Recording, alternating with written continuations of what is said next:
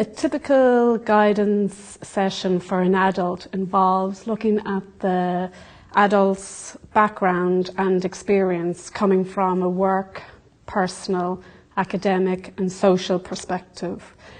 When we have a look at all their experience, we can highlight their skills and their values and what's important to them regarding their career change. We also look at doing a personality and doing an interest inventory if the adult wishes to do so, and that looks at their values and their personality traits in a lot more detail, and their skills in a lot more detail, and that highlights areas, jobs and careers more specific to their personality.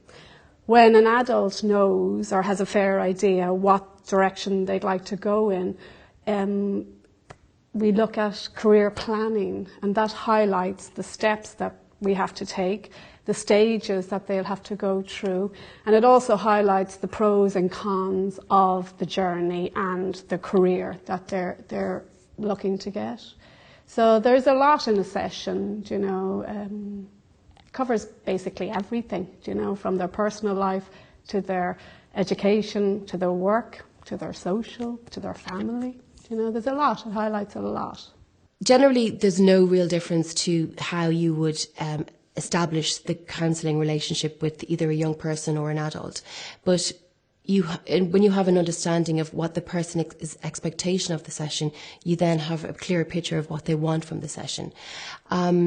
But generally speaking, a lot of adults who come for career guidance have had a negative experience of a job or a career, or they may have had at some stage in their career their confidence might be slightly dented, or they might be in a job that they actually completely dislike, and from that brings with its own issues, you know, because everybody deserves to be in a job that they like, and everybody should be in a job that they like, but there's many adults that come for career guidance who are not in a job that they like.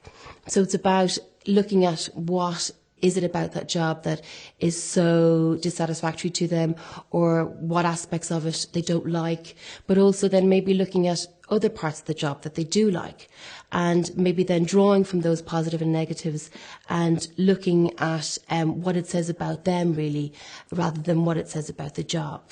A typical guidance session is similar for both the adult and for the school leaver. The process is similar. However, for an adult, they're coming to the session with life experience. They're coming to the session with a lot more work experience behind them.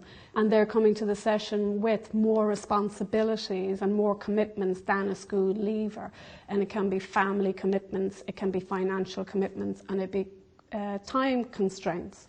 So those commitments and responsibilities have to be taken more into consideration than, say, a school leaver who is just beginning their journey. That's really the main difference, that we have to take in the commitments and responsibilities of the adult and where they're at in their life. I place an importance on education, retraining, upskilling. However, it's not about what I think, it's really where the client, the adult, is at and what importance they place on it. Some adults will come to the session and they are open to education. They may not be ready for full education, so I probably would encourage them to do something part-time, maybe in the evening, to get them back into it.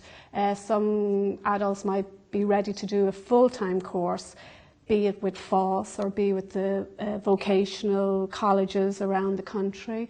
Some other adults might be ready to go on and do a university course, you know, and then some, they don't want to engage in education again. So we would look at the non-formal learning.